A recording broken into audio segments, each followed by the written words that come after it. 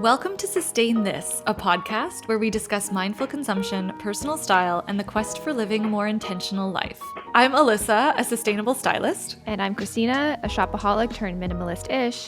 And I'm SIGNE, a color consultant and slow fashion style coach. Together, we will unpack the nuances of what it really means to be a conscious consumer and find more joy in what we have right now. So grab your tea, your coffee, or whatever floats your boat and join us in the conversation. Let's go! Yay! Yay! Hello, everyone. Welcome back. So this week we are going to be talking about why you need a do not buy list. I think we talk a lot about keeping a wish list, and that's how you can make all of your shopping trips really intentional and considered. But I think it's important to also know what you don't want. So today we're going to be talking about everything we keep on our do not buy list. So this list for me, this is something that I only recently started doing this year. And this was inspired by a TikTok by Heather behind the account Pig Mommy. So we will leave that link down below. If you like a lot of really great and thoughtful social media discourse and thoughts about personal style, I think you will love her TikTok. She also has a really cute dog. But that's what inspired this list for me. And I think I've kept my list. I have a bunch of things on it. It's kind of like subconscious. Like I kind of know that these are things that I don't really gravitate towards buying. But I think it's also a really helpful tool to kind of remind yourself if you've bought things in the past and then never ended up wearing them or decluttered them, just to remind yourself not to buy them again. Because sometimes you might think to yourself, like, oh, I had those and I got rid of them, but maybe this time it's going to work out. Yeah. So I think that's a really useful way to use your do not buy list. Because it's important to know what you don't want just as much as what you do. Mm-hmm. Totally agree. Yeah. What are some examples on yours? For me, I put anything floral or frilly. Yeah. So I just realized I don't really love to wear a lot of patterns, especially florals and especially frills. I think this year, the sort of coquette style, so very feminine, fairy-like kind of aesthetic, a lot of frilly collars, Peter Pan collars, puffy sleeves, ribbons, bows. Oh, yeah. Kind of ultra feminine style is kind of trending right now. So there's brands like Gani, for example. They're really sort of leaning into that frilly, puffy kind of aesthetic. And I love it on other people, but this is something that I know would never get wear in my wardrobe. So I am just writing it off. That's on my do not buy list. That's a good one. SIGNE? Yeah, I love that. So something I recently decluttered from my wardrobe, which was actually, it's been kind of a surprise to myself, if you will, because it's something I used to wear a lot, but I've just realized I just don't love wearing it anymore. So denim skirts, whether that being the super long ones, but also a short denim skirt. I had one in my wardrobe, and I've had it for a couple of years, and I didn't reach for it once last year. It's just not practical for this part of my life, and I just there's just something about super short skirts that it just, when I look at myself in the mirror, I feel like it doesn't look right. Like there's something about the proportionate balance of my body. I think it's the probably the balance between my torso and my legs. Something just looks completely off when I'm wearing a super short skirt. So that's definitely something, however much it's something often being highlighted as a capsule wardrobe summer staple or a core basic for the summer season, because yeah, I love my denims in autumn and winter, and denim is a great basic, goes with everything, but I'm just not going to buy another denim skirt. Definitely not in that super, super, super maxi length, and not the super short one. That's not to say I won't ever find an in-between style, but it's, not going back to the denim skirt currently. Yeah. Okay. Yeah. Mine's a little bit you, mine's a little bit like Christina's in the sense that except I think it's broader, nothing that is too fussy.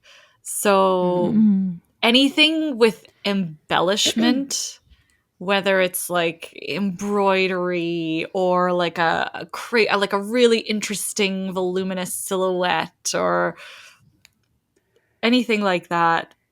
And that I often get sucked in. I find the most times where I'm most often tempted with these things and I have the hardest time saying no to them is when I'm on vacation and when I'm traveling, because you see Yeah. these beautiful like colors and embroideries and you're like in like a fairyland and nothing is real and it's like, I can wear this, like, yes, this is Yeah. me, this is the Alyssa that can wear these things. And then you're like, no, doesn't matter where you are in the world, you can, like, this won't make you happy. And it's so anything overly fussy. And I remember it took me a long time to figure that out. Like, yeah, and I also think it's with summer clothing, like a lot of people have a slightly different style in the summertime than what they do. Like a lot of people will have a slightly more feminine style maybe in summer because you're wearing like dresses and skirts and stuff. So it can be a little bit tricky to figure out the balance there. Yeah. But I love how both of you are like,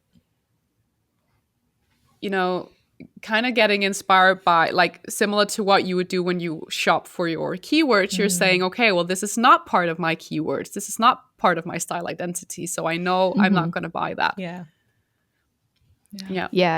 I think knowing your style words is a very helpful thing. And which is why I like with the frillies and the florals, because my words are classic, minimal, sporty. And I think I have another modifier of edgy. Frills don't really fit into that. I mean, I've tried it in the past, like where I'm like, oh, I'll put a moto jacket over top or something like that. But it still just feels, as Alyssa says, too fussy. So I feel like so for those pieces, I've really learned to just like appreciate them on other people, but know that they're not for me and they don't necessarily have a place in my wardrobe.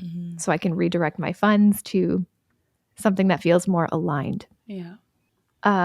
So the next thing I have on mine, I think, Sina, you will appreciate this. Any pastels or desaturated tones? Unless they're cool. Like you can definitely wear some cooler pastels, but yeah. So to give you guys context, Sina is a color analyst, color analysis specialist. I don't know what color consultant. Color consultant, yeah. Yeah.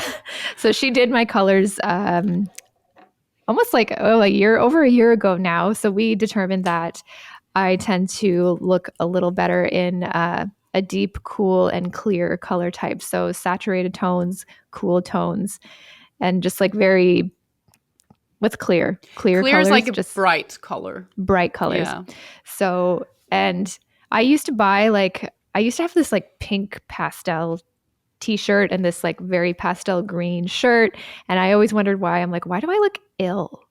But it's not even that though. I just think like I feel like those colors what they represent, right? Yes, they're very sweet for me. Very, very just like, I think it leans into the more feminine kind of, it reads a little bit more feminine to me, which not a bad thing, but not necessarily part of my style. Like if I lean into more feminine pieces like dresses and skirts, I tend to like them to be a little bit more sleek and minimal still, a bit more in alignment with my personal style. Yeah, and that's definitely also a really great way to work with color in general. Like even if you're not into color analysis, I think at least giving the psychology behind the color and how that color could be perceived or how well that color actually fits your style identity and your keywords. I think that's a super cool way to work with colors too. Yeah. I'm trying to think if I have something else on my list. Oh yeah.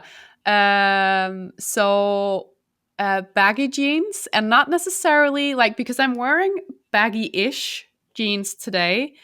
But I've tried on like those like super baggy jeans and it just doesn't feel right for me. So something in between for me is definitely like a better fit, but it's something I see constantly on other people and I'm like, yes, it looks so cool.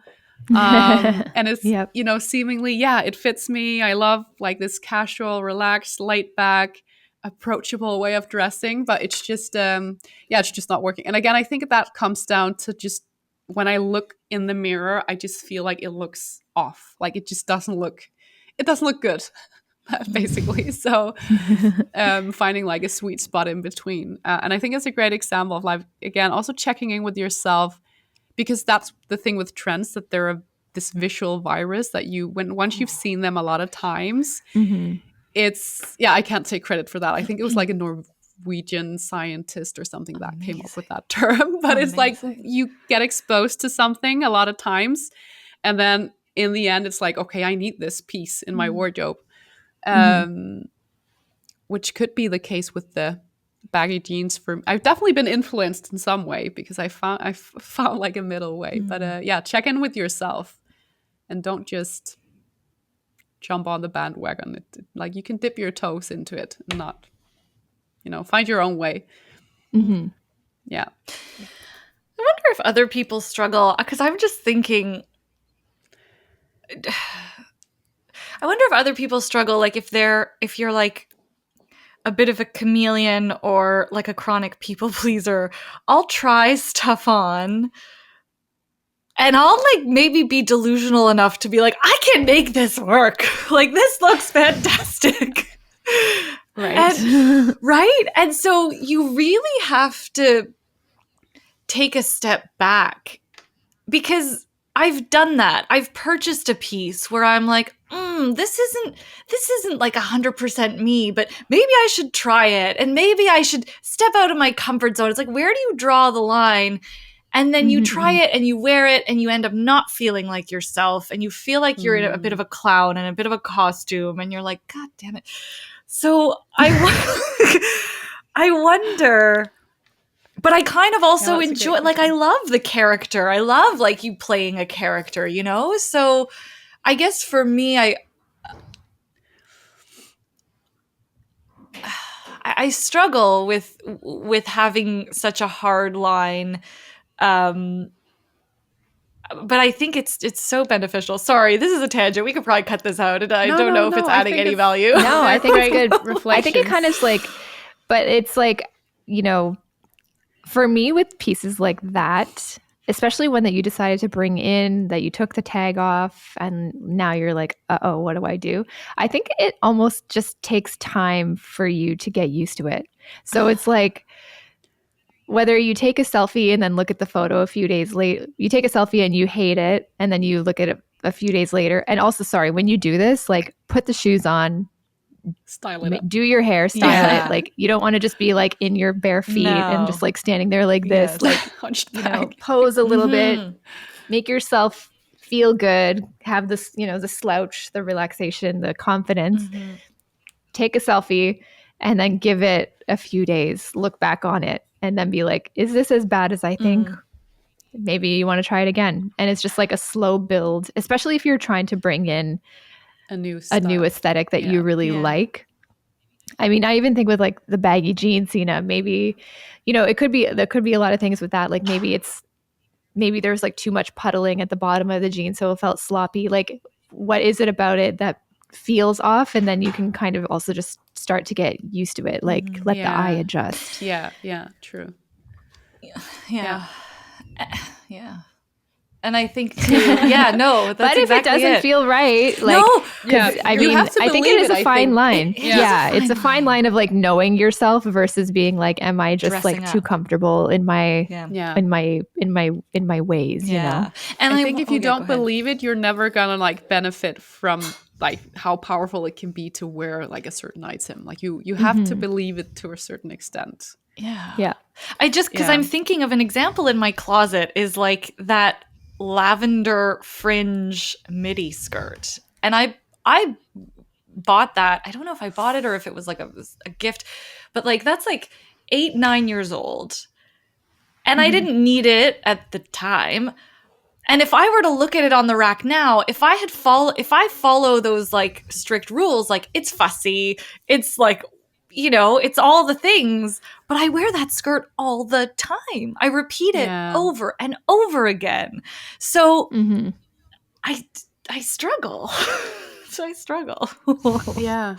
You I know? think that's really a great, like, I think it's important to have that as part of the discussion as well, that it's not necessarily like and I think we've talked about this before, right? That we want these, Alyssa, you describe it as like A plus B equals C, like really, like we want these rules, formulas and these rules, and we want them to be like really like boxed and just work every time. But reality is so much more complex than that.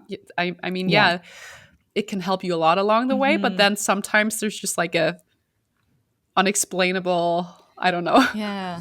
the You odd know. item in between. Yeah, you just know. And I like how, Christina, how you were saying, like, give it a few days. I think that's very true. Like, for those new pieces. Yeah.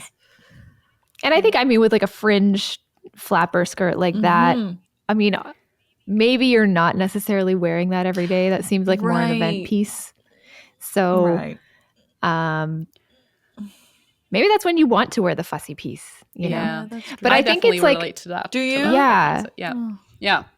I'm willing to go further because high heels, like they're not comfortable. Like if we wanted to stay comfortable all the time, we'll just wear sneakers all the time, right? So so you stretch a little bit more for like special occasions. Like comfort is important, but I feel like it's okay to stretch a little bit more. Right. It's about thinking about the context. Yeah. Yeah. But I think it's like with that, there was obviously a yes in you when you bought it, right? So it kind of reminds me of Amy Smilovic, the founder of Tibby, kind of, you can break she breaks up the wardrobe into 3 tiers, which is it's without fails, ins and outs. So those are like your, I'm buying this for the season. Maybe it's an actual seasonal piece. It's a piece that maybe you don't wear all year round, whereas your without fails tend to be pieces that you also reach for all year round as well. And then the very tippy top of the pyramid is your had to have. So it's an emotional reaction. It's something that you saw and you just had a visceral, oh my God, I need that. Oh my God, this makes me so happy. Oh my God, this makes no sense with the rest of my wardrobe, but I'm buying it anyway. And I really like that breakdown. And this skirt, to me, sounds like a had to have. Yeah, that's so true. So true. And so maybe it goes with your without fails, so you can ground it back to yourself, or you just go mad and enjoy it, So there was some sort of hell yes in there for you. So one of the things I have on my do not buy list is if I feel any amount of lukewarm about a piece, it's not coming in, especially because now I have such a limited amount of space in my wardrobe. If it's not a hell yes, it's a no. And I just don't want to like rationalize my way into creating space for it, because it's probably, if I feel lukewarm about it, I'm just not gonna wear it. Yeah. And I think it's important to like, the hell yes is definitely like an inner monologue dialogue too, right? Yeah. So it's like for me, it's okay. It does make me feel excited and like happy, but does it also make me feel at peace? It kind of depends on what requirement that what you want to feel. Yeah, because I'm not going to feel that about a pair of leggings, right? Exactly, but but they will help you get the job done for the purpose that you buy them for. Yes. These are all really good points. Yeah. Great. So I mean, thank you. So how do you feel? I'm just so curious. If you're all watching on YouTube, there's this little like blue and gold pattern jacket behind Alyssa, and I'm curious, is that a fussy piece? What is that to you here? Oh my God, such a great question. So this, okay, yeah, because that's your to wear rack, right? These are pieces that you want to wear more. Well, these are. So this is actually just left over from a video I was filming. Oh, okay. But it's here. But usually yes, that's what it is. Like the pieces that I want to integrate and wear, like force myself to wear more. But this was actually from the same collection as the crazy skirt. That's such a good question. It's like it's a bit of both, because it doesn't feel fussy because the silhouette is so structured. It's an in and out. If we're using the Amy Smilovic, this is an in and out, because it really depends on how I want to bring. You know what? The element that I use the most, like the element that where this jacket always comes into play, it's not the print or even the texture, it's always the structure, it's always the silhouette. Always about the silhouette. It's about the proportion, like, because it's such a strong silhouette, like cropped, structured, like sleek bomber. And honestly, I've worn this with colors where I'm like, I don't know if these are exactly right. Who cares? Like, I need this silhouette on me right now. Like, I'm working with a waistline that requires this. So, like, I'm going with it because it's all I have. So, yeah. I don't know if that answered your question, but I would say for sure in and out. I know it's weird because it's kind of a combination of both fussy and not. Yeah, the pattern to me would be like tough. Right? Because I don't have a lot of pattern. For other people, it's not. Yeah. Yeah. Ugh. Yeah, look at the rest of the rack. It's like all... I see my blazer on there. Are you still struggling with that? A little, but not as... okay, so this kind of brings me to one of my other points. It's like show and tell. So that was a blazer you got from Christina. But can I also say, I'm wearing the Buffy pants. Ooh. The mid-rise boot cut. These are the Levi 517s that I gave to Love Alyssa. The Levi's. And we call them the Buffy the Vampire Slayer pant because they're like a mid-low rise boot cut jean. So it's like very early 2000s aesthetic. Sarah Michelle Gellar, Vampire Slayer. I'm loving them. I'm loving them.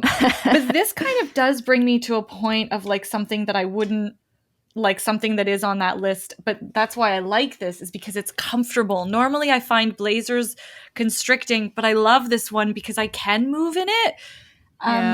It also looks a little bit more like slinky, or like a little bit more, it's not a super... So I think this is oversized for you, Look, shall we do show and tell? I'm so sorry. We're like just this is fun. The whole thing. Look how oh my good god, it looks. It's so good. Come on. So good. I can keep it's it so on. chic. It's so good. Oh my god. What? Yeah. I'm just gonna wear it now. Keep it on. Yeah. Keep it on. Yeah. Very angular. This is the agency blazer from Aritzia. Not to plug it, but yeah, that's the one. I gave this jacket away because I never really wear it, and I think it could be because the coloring is slightly off on me, so that was one of my do not buy things, is I'm not really buying beige or taupes anymore, which is funny because I bought a blazer from the brand called The Curated, and it's like a mushroom taupey, so it's like a much more cooler, darker tone. So that works for me, but it's more like warm tone beiges, like a khaki kind of color. So I have, how embarrassing, me, Miss Minimalist-ish, minimalism girly, I have decluttered and rebought beige trousers like at least twice. Also, I gave Alyssa my pair of beige trousers. Do you want them back? No, I don't. Sure? That's the thing. That's why they're not on my do not buy list, because I'm just like, you've tried them. I've tried them. I never wear them. I really prefer, like, I don't know what it is. I prefer like a darker tone of pant. Like the lightest pants that I wear are probably like, I don't mind white, but like like the light wash denim blues. The khaki thing is just like, okay, this is something that you've bought and decluttered. It's time to just say no. It's time to put this on the do not buy list. And I don't know what it is, whether or not I'm like afraid that it's going to get dirty, or that khaki kind of vibe just makes me feel like almost like school uniform, or like a Best Buy kind of vibe. Yeah, maybe it is a school uniform because I had to wear a school uniform in high school. So there could be something subconscious there, but it's just like, this is something that I'm good. I love it on other people. I love the tones, but it's just, it ain't me. Yeah, I totally relate. I just decluttered a pair of knee boots, which were my second attempt for a knee boot. Oh. So, and I've my God, I watched that. I'm like, am I wondering, is it the almond toe that's throwing you off? No, I don't know. I don't know. I think it's because I just find them too limiting. Like, I can only wear them with skinny jeans. And then I know people will be like, yeah, but you can also wear them with stockings and dresses. But no, because I don't wear stockings and dresses. Yes. So I only have the option to style them with skinny jeans. And it's just, it's too limiting for me. Like, it's I need more versatility than that. And yeah, it's not about having like a fully interchangeable wardrobe. I think like it's okay to have like a few pieces that are like, this I only wear that way. But to me, like, they're just, I didn't wear them like once this season. Like maybe once, maybe once this season, but not as much as I should have. So I've decided to say similar bye. like you. Yeah, I've tried it, and I love it on other people, but it's just not working. And I think maybe also tipping me slightly over the edge into this like too classic type of style, which I do appreciate. Like I love a blazer and I love a shirt. I love tailored trousers, but there's just something about them that were a little bit too streamlined and like too dressy almost. Yeah. So yeah. I like how specific you both are. Like, this is a really big learning. Like, like for example, like, Sina, like the boot is like the typical knee-high almond toe boot. Like, this is such like a classic. Everybody has to have. But for you, it doesn't work. And Christina, how you were saying, like, how specific you got to like a lighter toned pant or trouser, like that khaki, that chino. Like I never would have drilled down to be like, okay, it's not that I don't like khaki, it's that I don't like khaki in this format. Like do you know what I mean? Like I never, that's, and like same thing with the shoes. It's like, it's not Sina, it's not like you don't like classic pieces. Like you have a classic blazer, you have a classic button down.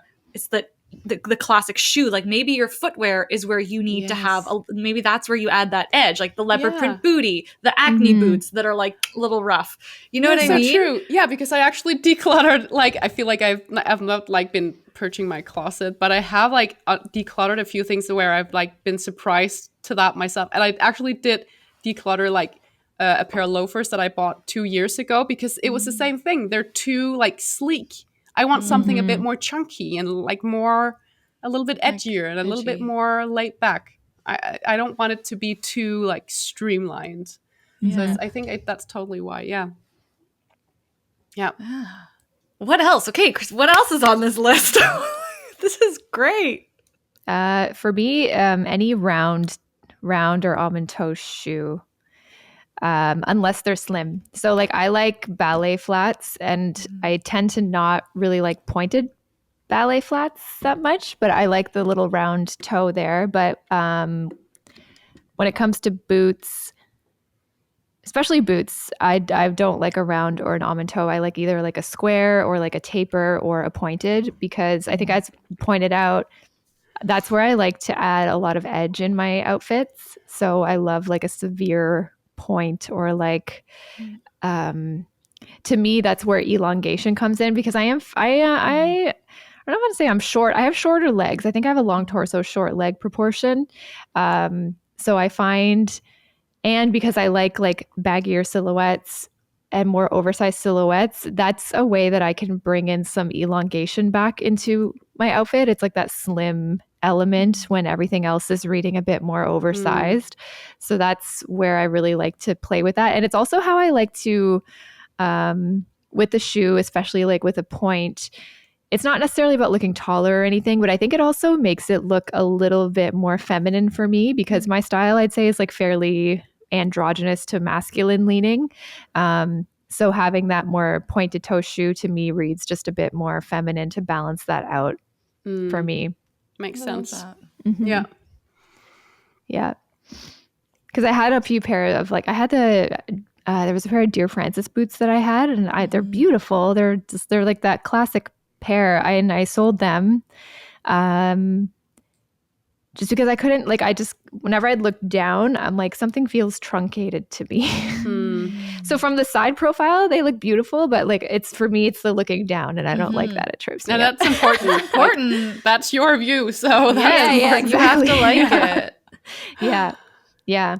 So, and even with like sneakers, for example, I think I generally prefer like a more slim line sneaker that's either like just a little bit lean. I like a leaner shoe, I think, in general, unless I'm really going for something chunky. But actually, Sina, that's kind of funny. Like the chunky loafer is something that I like. I have a hard time with it, but I think it's because my other proportions are like more exaggerated and more oversized. So then it feels really heavy to me. Yeah, and makes it harder probably to make them work. Yeah, with the other things you have. Yeah, makes sense. Yeah, I love how you can use this list to like another way of exploring your style. I find that really nice. Like, don't just make the list for the sake of the list. Like, I think sometimes it's like, okay, I've seen these like 1,000 times and I'm like sick of them. I don't want to buy them. And then you put that on the list. But I think like just kind of unfolding why exactly it isn't working for you. Like you said in the intro, Christina, is a really, really great way to get to know your style and your preferences better and become a more intentional shopper. Yeah. I have another one if you yeah, sure, bring it. Oxford button-ups. I have multiples and I love them, but they are what did Alison Bornstein said it perfectly? It's a love to buy, hate to wear. So I don't want to get rid of the ones that I do have because I think they are great, but it's something that I don't wear enough and that I have to like make a plan around wearing. I find it's not just like, oh, I'm in a rush, so I'm going to grab this shirt. Never happens. It's always like, today I am wearing you. And that's kind of like one of my goals for 2024 in terms of the mantra of styling over shopping. Is I kind of want to reach for like a lesser worn piece pretty much on the daily if I can swing it. Because I think we tend to reach for our tried and trues and like the without fails as we talked about, but there are those ins and outs and had to haves that we can play more with that tend to get neglected. So for me, an Oxford button-up is that, and I love them when I wear them. I think they're so relaxed. I think they're so chic. I feel like, I don't know. I love it, but I still tend to bypass. So I don't need any more in my wardrobe. I'm not buying any more in my wardrobe because I need to get use out of the ones that I've decided to keep. Yeah. I love that. I like how that's like the nuance of like, just because it's on your do not buy list doesn't mean you have to like declutter and get rid of all the things. Yeah. Like, you know, you just don't need more of it. Yeah. Yeah. Yeah, for sure. Actually, the thought of like, giving those, ever since we've talked a lot about it, like recently, I think like documenting your style and like creating a folder on your phone. And like, I'm really, I haven't gotten started like properly yet, but I'm actually really, really excited to like create those folders and like go through some of my old outfits and have like this little library of daily outfit ideas. Like I'm really excited about that. And also like giving the pieces that you're not wearing frequently some more attention, like pieces you love but you're not wearing. Some more attention. Yeah. Because it makes me sad to open up my wardrobe and just be like, oh, I want to wear you, but I'm going to go with Old Faithful every day. And it's like, I love that I know what my Old Faithfuls are, but yeah, I just need to get more mileage out of my clothes. Yeah. Love that. Isn't that what it's all about? It is. Yeah. Yeah. What about you, Alyssa? I feel like the way you can construct your do not buy list is like, what do you just like, let's say you're out shopping or thrifting or whatever it is, like maybe there's like an aisle and a section in the store that you just never visit. And like, what are those things? What's the why behind that? Yeah, that's a really good point. Usually, I kind of look at everything. I guess that's, yeah, I like to look everywhere. That's a tough one. I think anything that's like uncomfortable anymore, anything that is made, usually now, it has to be something really, really special in order for me to buy like a synthetic, something synthetic now. Or it has to be like vintage, like that dress that I found, the lyrics one. Like, it has to be a really, really special piece in order to buy something synthetic, or like a technical, like a heat tech or something like that. So definitely the natural fiber. So yeah, so I get on the do not buy. It's like something heavily, heavily synthetic, especially Yeah, I think that's it. That's probably a big one. Like I find now more than ever, I'm always checking the tags. So I think that's definitely on my do not buy list. But I would like to get more specific. Like I think I'm gonna look at my closet again and really go through and be like, okay, why am I not wearing this? And go beyond just the color. It's like, okay, what's the category? Is this a trend among all my skirts? Is this a trend among, I think that's what I need to do. Yeah. But I mean, everyone's are going to have like their different ways. And I feel like maybe you're a little bit more creative in the way you select pieces, which I think is also a wonderful way to like, you know, go through like the decision process. I think, you're really good at like picking the pieces apart. Like you always talk about the elements of style. And I think you're really good at that. Like not necessarily leaving out something because it isn't like boxed and like this perfect fit. Yeah. Right. Thanks. Yeah. Thanks. We'll see. I'll keep you guys posted. This will be a great project. This is a good one. That's helpful. I mean, I think you touched on it earlier, Alyssa, too, maybe in a previous episode even, but just clothes that don't fit. So 100%. Especially clothes that are too small, because you're not going to wear it. When you try to wear it, I bet you it's coming off. Or when you do try to wear it and you go about your day, you're fussing and self-conscious and just not comfortable and you like can't focus. So things that don't fit me, especially too small, because a lot of things don't fit me because I wear a lot of oversized stuff. So in that direction. But I think like, especially if you're shopping for new clothes, no one knows the size. No one knows the size on the label but you. So it's really about like, how does it feel on your body? Does it feel good? Can you move in it? Can you stand tall in it? Can you stand in it? Like shoes that don't fit. I can't tell you how much I've tried to like make certain shoes work, especially if you're like thrifting. You're like, oh, I'll squeeze into these. I can do it. Or just like buying clothes for like a future body, you know, like that, like, you know, either as motivation or whatever it is. I just feel like that if it works for you, I think that's great. But I feel like a lot of those pieces just end up in the back of your wardrobe, never worn, or just like reminding you of like, oh, I haven't reached my goal yet, or I haven't started, or they end up being decluttered. Yeah. So if you're watching on YouTube, let us know in the comments if there's anything on your do not buy list that you're just 100% sure that, nope, this is not for me. I am not spending the money on it. Let us know down below. Thank you so much for watching. Make sure you like the video, subscribe, share it with your friends. And if you're listening on Apple, Spotify, wherever you get your podcasts, please rate the podcast. It helps us out so much. And we'll see you next week. Thanks for listening. Bye. Thank you so much for joining in our conversation this week. If you're enjoying the show, we'd love it if you subscribe to the podcast on Spotify and Apple and leave us a rating and review. It's one of the best ways to support the Sustain This podcast at zero cost to you.